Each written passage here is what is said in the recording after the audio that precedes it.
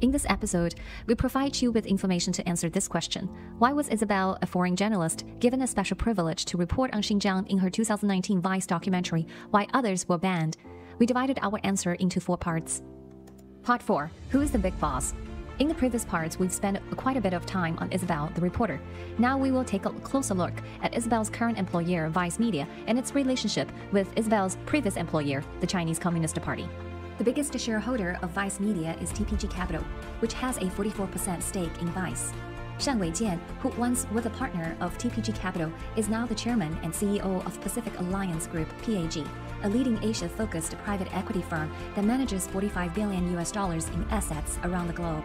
Yang Beibei, an accomplished Ivy League-educated executive, a successful venture capitalist, comes from a spy family in communist China. Both of his parents worked for the CCP's Ministry of Foreign Affairs, also known as the intelligence agency of the CCP. Unlike Isobel, who at least attempted to conceal her identity by claiming she was an undercover journalist in Xinjiang rather than a CCP propagandist, Yang Beibei has publicly defended Communist China in news articles and on public television. In one of his articles published by the South China Morning Post on October 20, 2020, 112 days after the enactment of the Hong Kong national security law imposed by the CCP, Yang Beibei wrote, "The freedoms enjoyed by Hong Kong people were seriously threatened and undermined during the violent turmoil in the better half of last year. The national security law ended this reign of terror.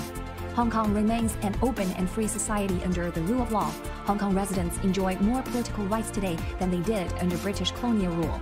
As a person who claims residence in Hong Kong for over 20 years and is well connected with the Western world, ought to know what has happened in Hong Kong. His blatant lies expose the fact that he too works for the CCP. The other major shareholder of Vice Media is Disney, owning 16% of Vice.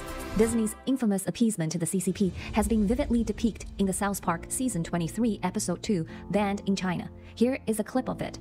Who's the asshole? Which one of you decided to go and start bad-mouthing the Chinese government, huh? Who here thought they had permission to say anything critical of Chinese politics? Well, it is true, sir. The Chinese seem to exploit their own people with forced labor. Shut the fuck up, Thor! You're here to flex and not think, you fucking bitch! A communism fangirl wrapped up under public image of an award-winning human rights reporter, Isobel Yeung, an undercover CCP agent with the facade of a venture capitalist, Yang Beibei, and along with a profit-fixated partner Disney, the CCP can easily control and manipulate public opinions via rogue media like Vice. If you are able to follow the money, you will discover that a few CCP kleptocrats are the real boss behind the curtain.